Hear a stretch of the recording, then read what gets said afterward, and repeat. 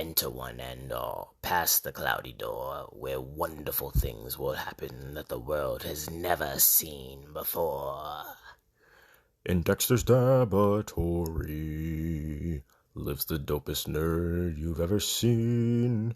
One day he smoked some cannabis and had a dream. What if he could sesh with fandom's best in Dexter's Dab? Hello, friends. Welcome back to another exciting episode of the Nerdy Stoner Podcast with your favorite huggable stone nerd, Dexter, aka the Nuggy Professor. And I am joined by another awesome blurred in the community, Miss Jigglysenpai herself, aka the Polkage. How are you doing today? Hello, I'm doing all right today. I'm at home chilling. Nice. Chilling is good. This has been something we've been working on for a little bit now. Some, shit happens, but hey, we are here. We're talking. That's all that matters. Oh. Celebration dance because we made it. I like it. Now, you have your hands in a few different areas, projects, avenues. You're a host of Girls Can't Speak Geek. You are the Girls Can't Geek. Girls Can't Geek. I am so sorry about that. Geek. Girls Can't Geek. You are also one half of the cosplay players. Is that right? Mm-hmm. Nice. You want to tell us a little bit about both of those? Sure. So, Girls Can't Geek is an online community and a podcast where we are just basically like a couple of nerdy girls who, and when I say couple, I mean like a few. There's actually 5 of us, but a couple of nerdy girls who choose to create a space for other women and femmes, but people in general, although I will admit there's a focus on women and femmes, to be their nerdy selves in a healthy space. Sometimes being a nerd or a blurred as a woman or femme can be challenging. And so we made a space where, we want to support healthy engagement, healthy social interaction. Check out the meme page. It's great. That is helmed by SD Trinity, one of our members. She is the queen of memes. She's a meme for any and everything. But there's the meme page, and then there's a podcast where we get to come on and we talk about all sorts of different things. We have a few different shows. There's the main show, Girls Can't Geek, which is, really just kind of anything we feel like we want to talk about, we come together and we talk about as a group. There's always, references from our favorite fandoms that are interjected and laced through there. We have Trend Talks, which is usually like really cool am I the asshole type stories, or it's so fun. I love those stories. When you're talking about the ways in which people interact with each other, right? And then we'll also do like trend talks where we talk about like current events or hot topics. We have Senpai and Friends, which is my show where I do something similar to you. I like to bring on people that I enjoy and interview them or have conversations about why they're so amazing, or, do fun things and give people a space to be able to talk their shit, to another audience, to a different audience or an overlapping audience, because I think that their shit is worth talking about. And we got council culture with Goku's God Cousin, and those things are more targeted towards like mental health and behavior and human interactions, maybe some queer contents, and another show that'll be launching very soon with Georgia Ray, one of our other members. So we talk about a lot of things over there. Check us out. Cosplay Players is a passion project of mine, something that I created with a friend of mine, Teffy Wonder. Shout out to Teffy at Head Nerds in Charge. She and I were part of a group that did cosplay pole dancing at BlurredCon, and I was inspired to sort of mesh those two together in pulling. I already perform in cosplay, like when I am doing my thing, and I wanted to be able to sort of like translate that into a con space. And so the first thing and the only thing I could do at the time to, you know, kind of test the market with it is to create the virtual shows. And plus, Mhm. you know, we weren't like in full quarantine at the time, but it was still like semi lockdown. Yeah. So we couldn't really be outside everywhere. Or maybe people weren't comfortable being outside yet.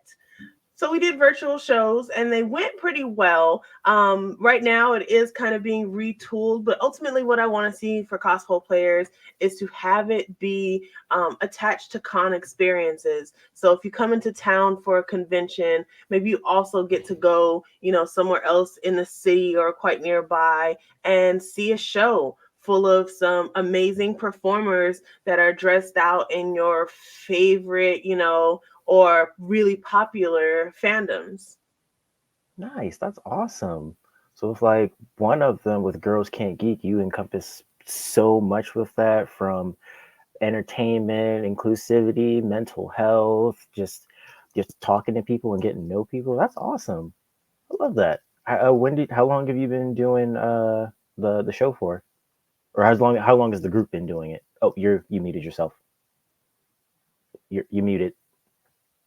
I wonder what happened. I didn't touch anything. The show started in 2022.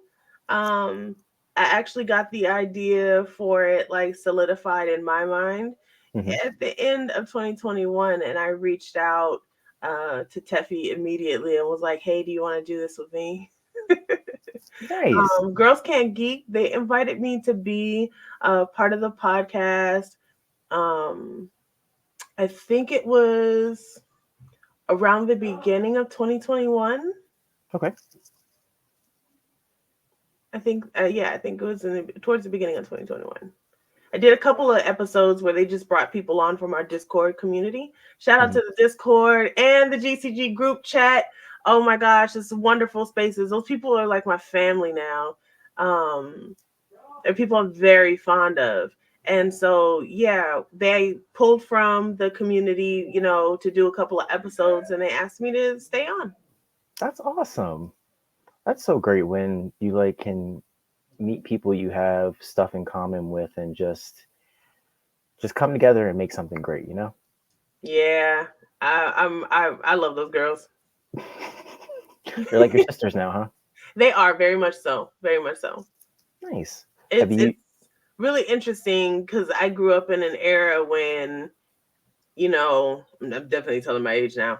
The friends you had were the friends who were nearby. You know, I get maybe that. you had a pen pal, but that was always just kind of like, you know, all right.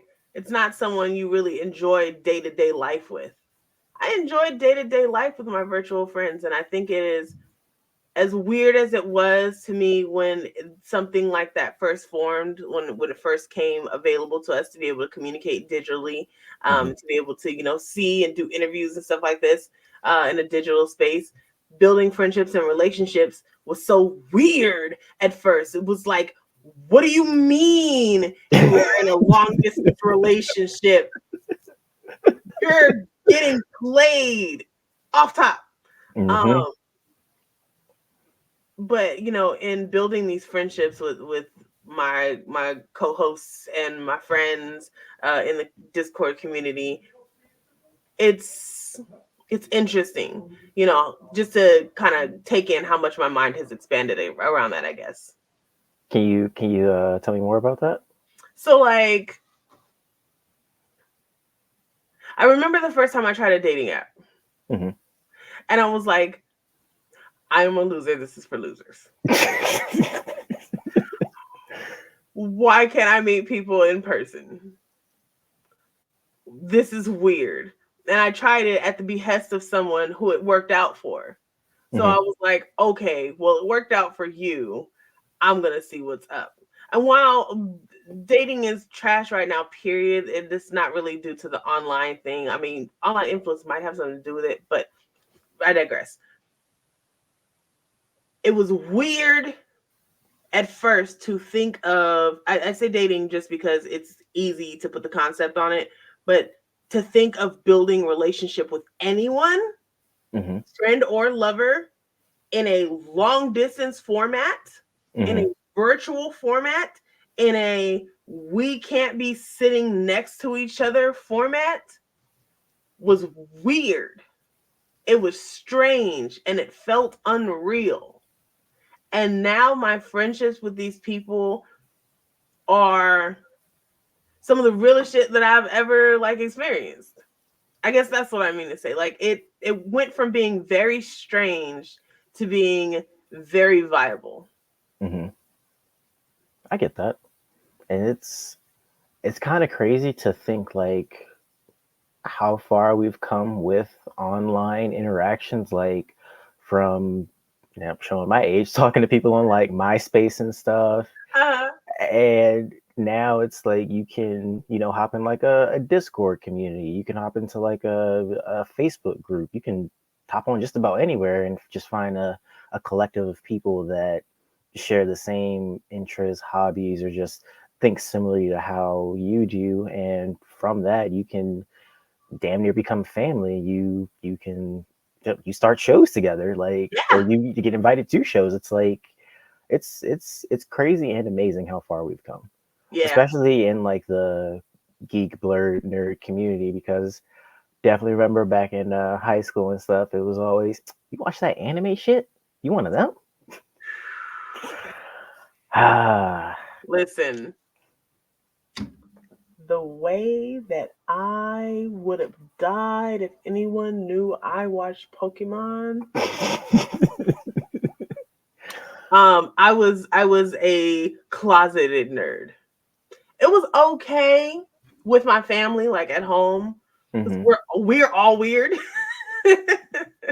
But outside, like the neighborhoods that I grew up in, again, when you make friends, you go outside. You play with the kids who are around or at your school, right? So in the neighborhoods that I grew up in, none of this was cool. It was all stuff that would get you targeted. You would get picked on or beat up. And I already had a plethora of things that people could pick on me for. I wasn't going to give them that one too. For some reason, giving them that one too felt much worse than the other things that they could pick from. I was tall my whole life. My pants never touched the top of my shoes. Let me tell you, never. Okay. So, how tall are you, if you don't mind me asking? I'm 5'10". Okay. My pants never touched the top of my shoes. I was also like I wasn't skinny, but I was thin. So if the pants were fitting around my waist, they were not long enough. Oof, you had the Urkels.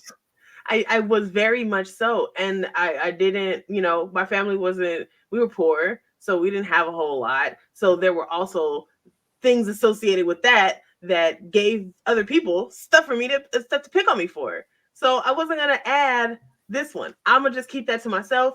I'm going to go home. No, I can't hang out after school today. I'm going to watch Pokemon. Bye. Those were the days. I wouldn't tell nobody. And like finding, I found as I got older, people and acquaintances that shared those hobbies, but we weren't necessarily friends. We liked these things together. Maybe we talked about the latest episode of this at work, but the ways that we did life did not intersect in a way that would cause us to grow into a relationship together. So maybe I had like one or two friends that I could share that with. When I found the Girls Can Geek community online, that was the game changer. And it was like right before the pandemic, maybe like 2 or 3 years before, but I started getting like really involved just before everything closed up.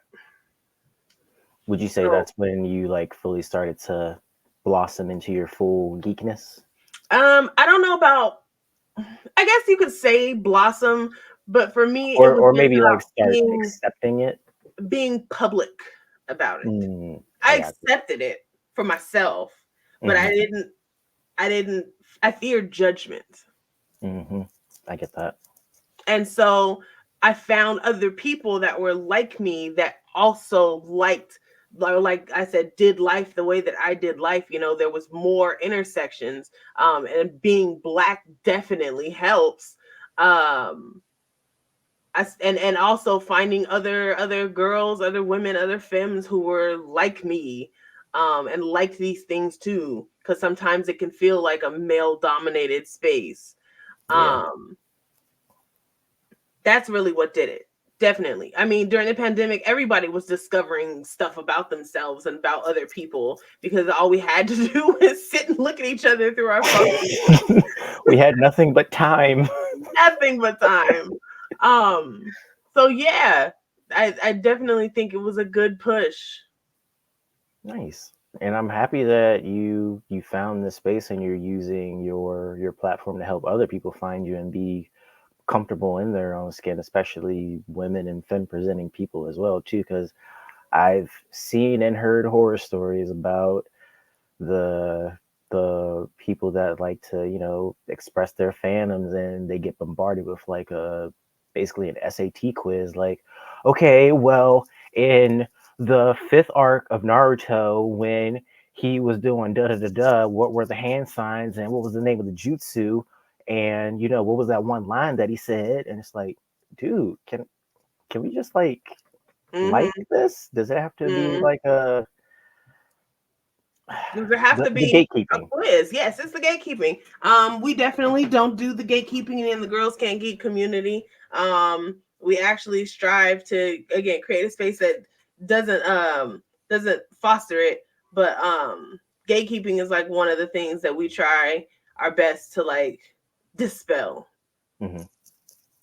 That's good.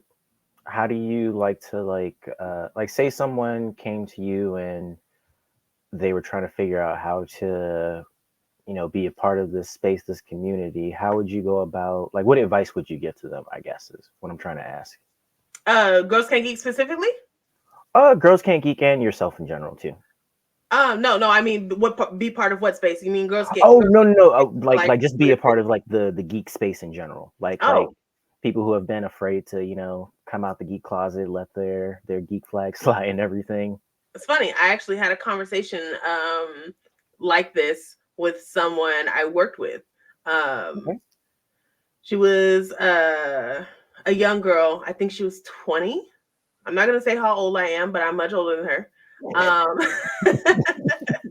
And she's about 20, and she asked me a few questions about that, and I invited her to Girls Can't Geek community just because I know it's a space that is safe, right? A space that is safe that you can start out in.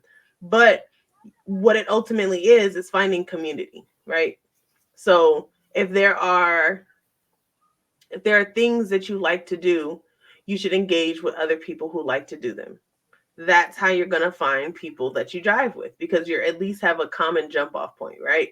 Hmm. So if there are shows that you watch, if there are you know creators that you follow, start to engage on their platforms, and you'll find out people who are similar to you or like you just in engaging by leaving comments or by sharing their posts, by sharing the episodes, or just looking at who else is commenting. You're going to be able to sort of find people that you enjoy, that you like.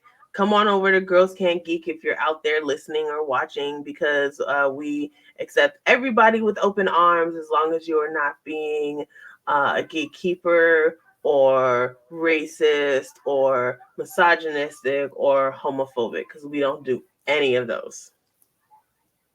Nice, Like, nice. those are hard no's. You'll get bounced right out of there for any of that. It's no Absolutely. tolerance. We don't tolerate that shit. I know, that's awesome. That's really solid advice. Yeah, that's basically what you got to do, is just put yourself out there and start, I guess, just start liking what you like, and it'll eventually pull people towards you that also like that same thing. Absolutely. It's very laws of attraction ish. Makes sense. And going to cons too. Yeah. Oh my gosh. Woo! So the first con I went to was Anime Expo. And it was in 2017. I didn't know what I was doing. One of my coworkers, again, I was talking about it at work or talking about, a show at work, and I found someone whose common interests intersected, but our lifestyles did not. Mm-hmm. But in this conversation, this particular conversation with that person, they told me that they had an extra ticket for Anime Expo. They were a line tamer. Awesome. And they had an extra ticket. Nice. So they gave me the ticket so that I could go and experience it. And that was really when I saw like how nerdy a nerd could get. I had never seen, I had seen people cosplay to go see movies, but I had never really seen cosplay at that point. So getting there and seeing all these people in the costumes from all the stuff, fucking all the shit, y'all were you just made this. And I went to school for fashion design, so I don't sew now. I may pick it up again, but I can sew. I know what it takes to handcraft a full garment. To see these people come in their handmade costumes, in their builds, and all the armor and all this stuff, I was just blown away. I didn't know nerds could nerd that hard. I also saw the socialization. And I sort of understood that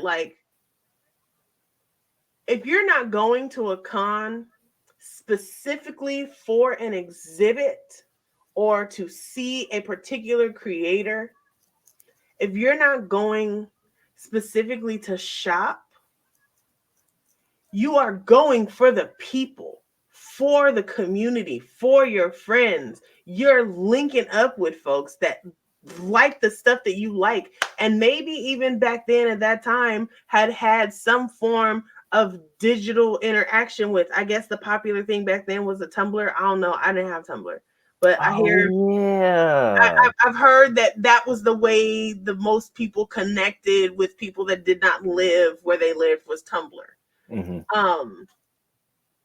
But yeah, I went in there and I was blown away. I didn't go to another one until BlurredCon 2021. That was an experience. Oh wow! Oh yeah, that was an experience. You got some stories? I wish that I could go every year because I love the space that it creates. Sometimes I have bones to pick with the convention itself, but the social side of it, getting to be around and be with people that I enjoy,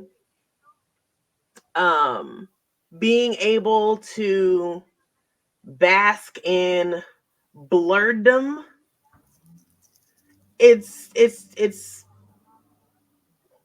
a perfect vacation. No, I agree. Absolutely agree. It reminds me of like a family reunion almost. Yeah. Because it's like like you said, you're seeing these people that you've been either talking to online or you've actually met them at maybe another con or someplace before, and you just get together and it's like, oh my God, I haven't seen you forever. I missed you so much. Let's catch up. What are you wearing? Here's what I'm wearing. I'm going to this. You're going to that. It's just like, it's real cookout vibes. So big cookout vibes. Yes. Couldn't have put it better myself. Yeah. And so that's really what I look forward to the most about conventions on a whole. It's just getting together with people that I enjoy, and that enjoy doing the same stuff as me. Nice. Do you have a favorite or any favorite cosplays that you've done? I have favorite characters, and I feel like these characters are characters that I will continue to evolve and do different versions and stylizations of. I like doing Rock Lee. Nice. I've done Rock Lee a few times. He's one of my favorite characters because he is he is not shy or bashful at all about being his absolute strange little weird self. He is just 100% genuine, and he doesn't bend or balk at anything, you know. Also, he went to These Hands University, and he will whoop that ass. Facts, big facts. I enjoy him for that. So that's why I like Rock Lee. So I've cosplayed and cosplayed Rock Lee as well. So I've done Rock Lee on stage at shows. Power, same thing. I've done Power on shows. I've done Power at a convention. Different ways. Like once I wore a curly afro. Once I wore, like a pink wig. And then I've also done like the blonde because she's depicted in different ways. But I like Power because she's unhinged. She is an intrusive thought. She just do it as she pleases. Whatever Power it is the best. Yeah. I love Power so much. I just got caught up on the part 1 of the manga. So like all of Denji's story. And yeah, Power's the best. Power is great. I like Power. Is there another one? I'm trying to think that I do often. I have a couple that I want to do. I'll save those. I guess I'm just gonna go for right now. Power and Rock Lee. Those are my 2 favorites because I know I've done them multiple times. And they're just gonna keep getting better. Nice. So what is it like doing pole and cosplay? I'm sure you get this question a lot. I'm just curious about like the fusion because I know there can, like, especially with cosplay, there can be like some intricate pieces that go along with it. Like with Power, she has her horns, and just, I guess, keeping that together, making sure like you don't accidentally poke yourself or someone or anything. Like how is that like? Almost kicking someone is a real thing when you're a pole dancer or even a stripper working in a club because the shoes can be so tall. Right. And if you're doing anything on the edge of a stage, you're getting close to somebody's face and you could possibly like clap them. I have definitely had to like pull my movements back a little bit. Again, I'm 5'10". I have very long legs. And lately I've been dancing in 8-inch heels. So that's a lot longer than even I'm used to. So there's that. But with me in cosplay, like I never started out as doing like fully accurate cosplays. I'm a closet cosplayer, but also I like a little bit of stylization. I like to be able to sort of like make my own version of the character, and I'm also a pole dancer, so I kind of tend to lewd cosplay as well. And the lewd cosplay and pole is kind of where those two things sort of match up because in pole, one of the main ways to be able to grip and stick to the pole is by using skin contact. So you shouldn't have on a lot of clothes anyway. And because you shouldn't have on a lot of clothes, it's easy to get away with something that's lewd, right? So that makes sense. So then I have lewd versions of these cosplays of these characters that I use in pole, which allows me to sort of avoid, like snapping a piece of foam armor in half or something like that. Or if I'm gonna wear it, I'm gonna peel it off before I start doing a bunch of other stuff. In the case of Power's horns, because I have done the horns before on stage, you just can't do things that require you to like be on your head or roll over because you're gonna hurt yourself or maybe break your, I don't know, your wig or snap a horn or something. So I definitely can run into challenges when it comes to how to give enough of the cosplay to portray the character and so that people get it, but then also make it safe enough for me to wear on stage without risking, not being able to like hit my contact points correctly or damaging like whatever it is I'm wearing. I remember once I did Bunny Bulma, and I wanted to use the back of my knees to do a particular trick that requires your knee pits. So the tights that I had on, they were already like lace patterned. So I took the backs and I ripped bigger holes into them so that at some of the skin from the back of my knee would come through. I didn't rip enough of the tights open, and my leg didn't stick, and I kind of, not completely, it wasn't that bad. I see your face. Okay. I just want to make sure you're okay. I did fall off the pole, but I was already towards the bottom of the spin. It didn't look too bad. It didn't hurt too bad, but I was like, dang, I just didn't make enough space. So those are the kind of challenges that I could run into when it comes to like cosplaying and pole dancing. Okay. Nice. So like with any type of physical sport or job that you do, you got to be prepared. Got to make sure that you're good, your equipment's good. Mm-hmm. Testing the pole is a real thing. Yeah, it's I believe important to do. So I guess you practice in your cosplays as well too, just to make sure like everything is good. I sure do. Good. Can't have any mistakes. I sure do practice in my cosplays. I sure do.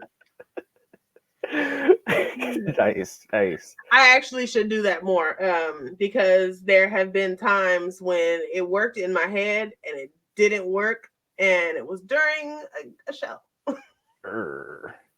I mean, it still made it work, but the vision didn't come out as planned. I gotcha. It's like the mind and execution weren't super lined up, but they were close. They were close enough for me to kind of figure out a way. Do you plan on doing like more teaching lessons at cons and stuff for pole and everything? Boy, oh boy, oh boy. That question keeps coming up. That question keeps coming up. It's been showing up all 2023, let me tell you. Oh, wow. I want to teach, which is the reason that Senpai is in my name. As soon as I started pole, I was like, everybody needs this, and I want to teach it to people. I think I'm a good teacher. I've been a teacher and a trainer in like the professional spaces, or the muggle life, as we sometimes call it. And I enjoy it. I like doing it. I think that I'm a good teacher. I think that I'm patient enough with people. I think that I can explain things in a way that people can understand them. And I am pretty adept at least being able to rephrase, because if the first method doesn't work, the second one might. And that's important when you're teaching, because sometimes you can really, really, really know what you're doing and not really know how to tell people how to do what you're doing. That makes sense. But beyond that, I'm passionate about it. I like it. It's fun. Like you could be passionate and have fun with something, and maybe you're not good at it. I think both of those are here for me. I think I'm good at teaching, and I like doing it. You found that good intersection. Yeah. So that's exactly why Senpai is part of my name. I do eventually want to teach, but I also don't think that I'm ready. But the question keeps coming up, so perhaps I am. I was to say, if people keep asking you, it seems like you're more than prepared to me. Yeah, artists can sometimes be our worst critics. Yes, we can.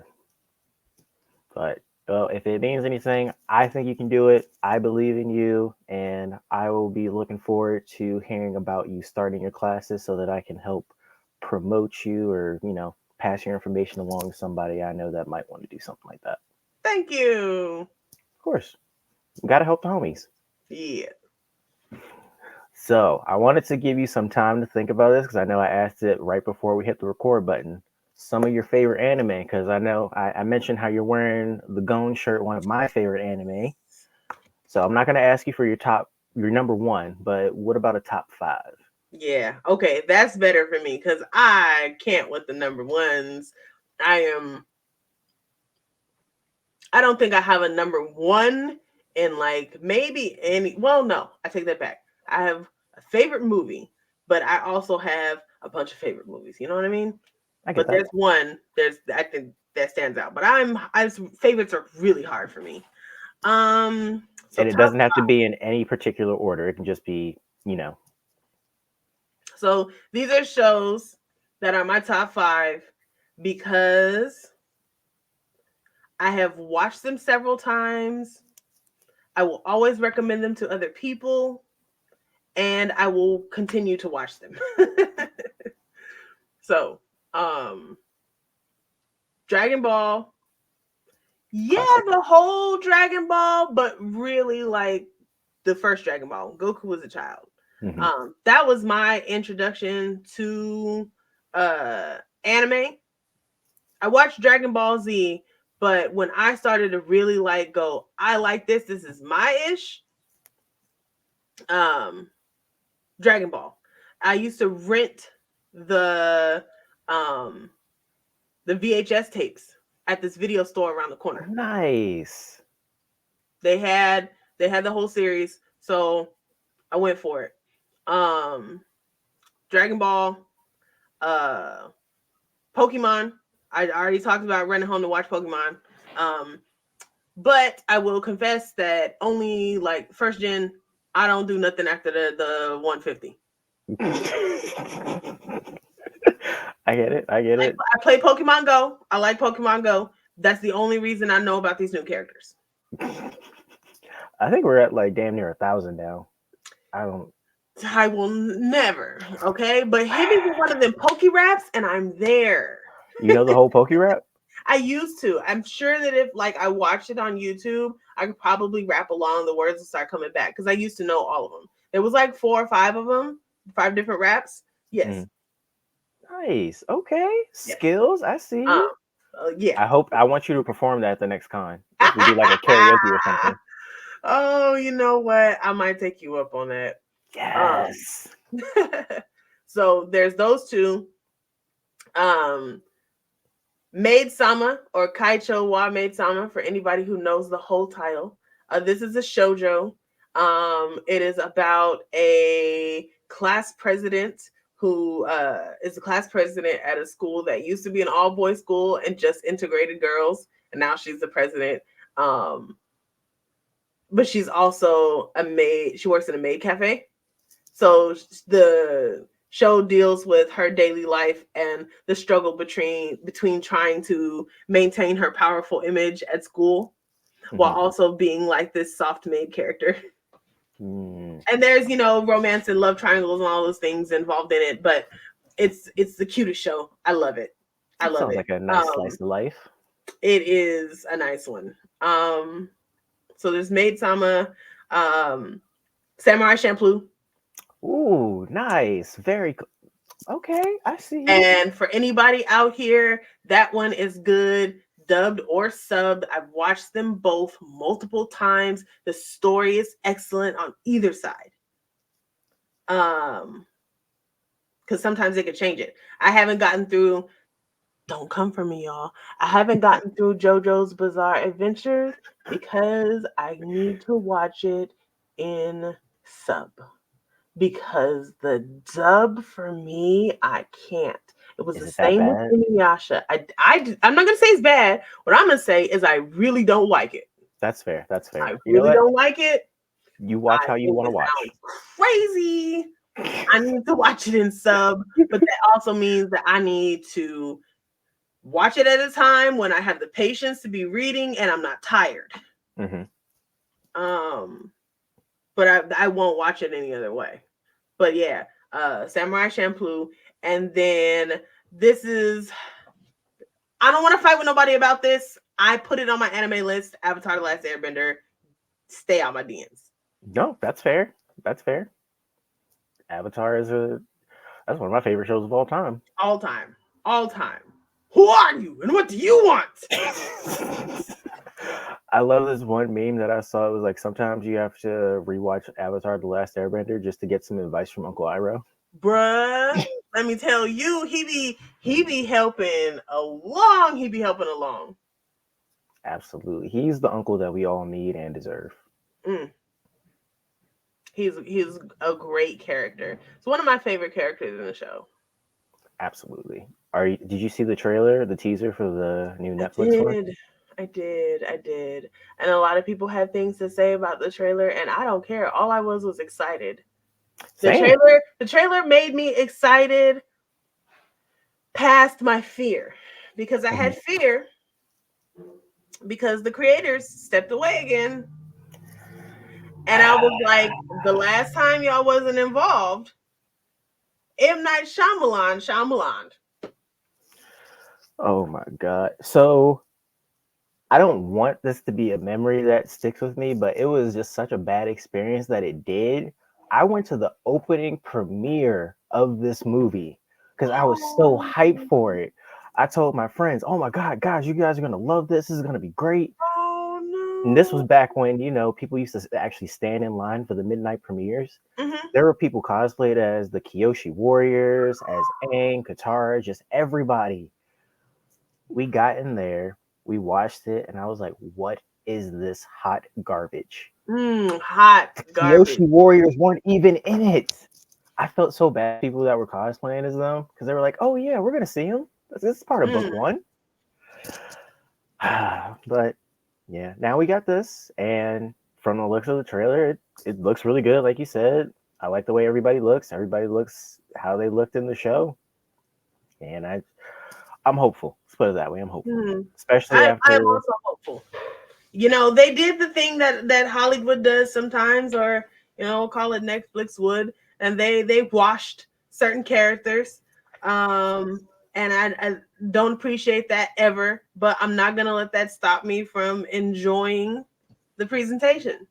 Mhm. Now, if the presentation ain't good, I will never give y'all another chance again. I will hold on to the original like it is like the gem that it is, and I will never allow my eyes to look at anything that everybody touches about it ever again. I will hold on to the past. This will make me bitter.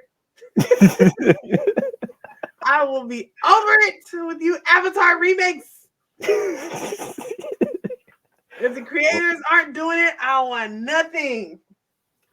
I feel like that should be like they should have taken a lesson from the live action One Piece. Like if the Maybe they did. creators, that's true. Maybe they did.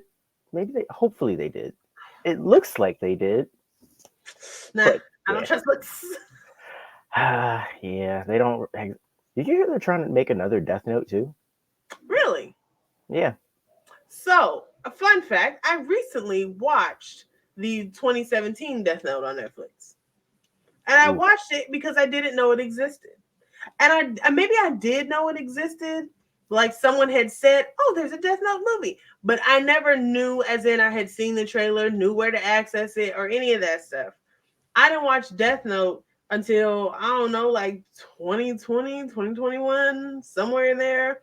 And I didn't even finish it because after Light died, it got dumb, in my opinion. I Hmm. thought he was gonna like magically come back, and then when I figured out that he wasn't, I was like, I don't want to do this. I didn't really finish it, but I liked it up until that point.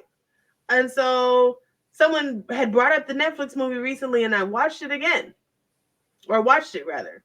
And I'm a Lakeith Stanfield like fan, Hmm. so I enjoyed that about it.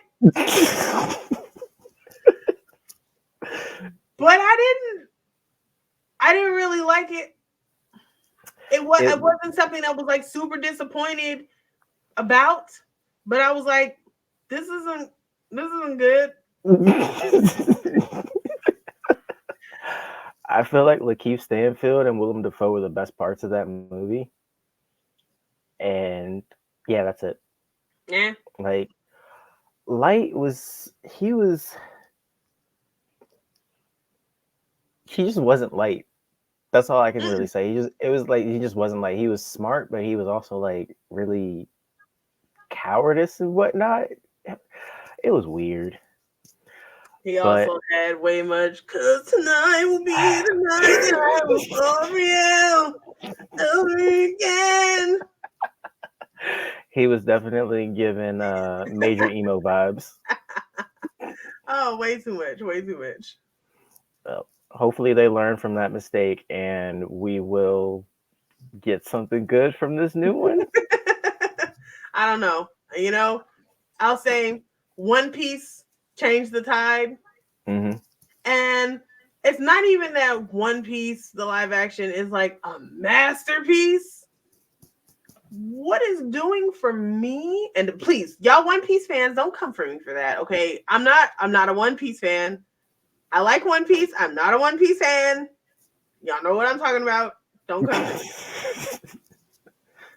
I was trying to watch the One Piece anime. Mm-hmm. The hard thing about the One Piece anime is it is this long. And so the story takes forever to get to the point. The live action compacted the story for me. And so I got to enjoy a really great story in a time frame my attention span can handle. No, I get it. I get it. I watch the One Piece anime right now as background noise. And I think I just got through. Oh, what is the Skypiea? I just Mhm. got through Skypiea, or maybe they're still fighting the big bad. I don't know. But what I do know is it's only like episode early 200s. Mhm. If or 180 something. I don't know. I can't watch this whole show at this pace. It's too much. I get it. I get It's it. too much. And the people who have binged and caught up, bless you. I can't do it. So the live action for me is just speeding up what is actually a great story. Mhm. Faster, faster, please. I will say, if you want to be able to watch the anime faster, I can't remember if it's like I think it's a website, but it's called One Pace, where it basically cuts out all of the extra stuff, filler, intro, outro, you know how they usually cut back and forth to somebody like a struggle or something. Somebody's going like Mm-hmm. They cut out all of the extra Mm-hmm. stuff of that, and it shaves off so much time. So Wow. if you're interested in watching that way, or if anybody's interested in watching that way, that is a suggestion I can throw out to you. Or if you just want to know the story in general, I read the manga, like I'm caught up on that, and I'm watching the show right now. So like I know what happens, but it's nice, seeing it actually play out or be animated and whatnot. So it's like, Mm-hmm. okay, I can take my time with this because I know I'm not going to be spoiled. Mm. Yeah, but One Piece. If you're Okay. interested in catching up faster, definitely recommend that. All right. One Pace. That's cool.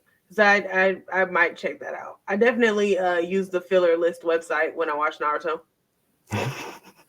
for sure. Actually, Netflix is trying to do a live action Naruto as well too, and a live action My Hero.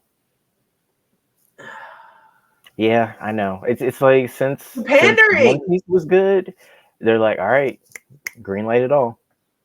If it on one hand, okay, like it feels good to have content being made and to have, the we exist and we like this validated. But on the other hand, y'all are paying a whole hell of a lot of attention all of a sudden, and it feels like you're gonna fuck this up because it feels like you just want to get our dollars. I'm Oh, happy to absolutely. give dollars where they belong, but it feels like y'all don't belong here. I'm gonna watch you with both eyes squinted like Fry.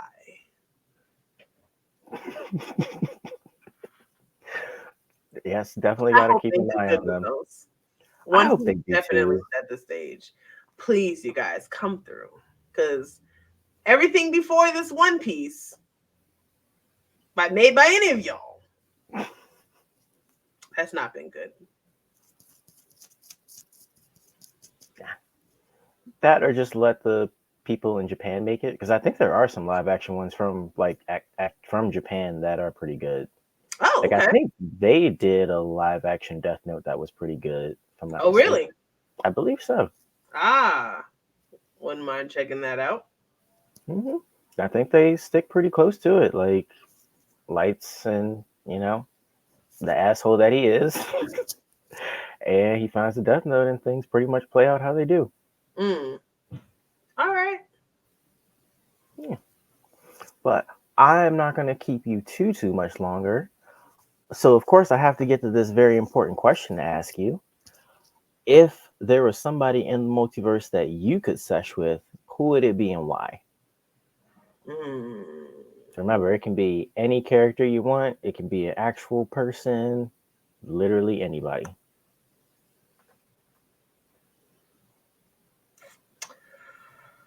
I It's a know. toss up. It's a toss up. Okay. I got two. Definitely want to sesh and have tea with Uncle Iroh. Absolutely. Definitely, 100%. I feel like it would feel like what it feels like to go into the spirit world. I just something about that sesh is probably gonna feel like that. Also with the caterpillar from Alice in Wonderland. Ooh, classic. Nice. Like Nice. I wanna shrink down and chill on the mushroom and just talk about who are you. You know what? I bet you could bring Iroh in there too, and he can help you figure who you are out. Yo, that would be a party. That would be a party. The best tea That would party. be the greatest fucking tea party. Damn. Like, I don't even think he'd be freaked out being shrunk down and talking to a caterpillar because he's used to Nope. going to the spirit world himself. He would consider it another lesson on his journey. Yep. Absolutely. Talking about who are you and what do you want with Iroh and the caterpillar in the mushroom garden. That's a sesh right there. It's a sesh that we got to make happen somehow. And this is another reason why I love cosplay because it's like you can basically party with your favorite characters. You really can. You really can. Like And I I've think that taken on some shots with level, Ichigo. I've taken shots with Goku. It's fun. listen. All right, so me and some of my friends, we went to a party a couple months ago, Dream Bash. It's a anime or a cosplay party for the culture is what they call it. Nice. It's a basically a blurred cosplay party. And they've done a few events since then, but the first one was in September. I was dressed as Rock Lee, and a friend of mine was dressed as Luffy for One Piece. And so for me, it was like it sent my mind into thinking about what it would actually be like if those characters like met and were able to like hang out and party together.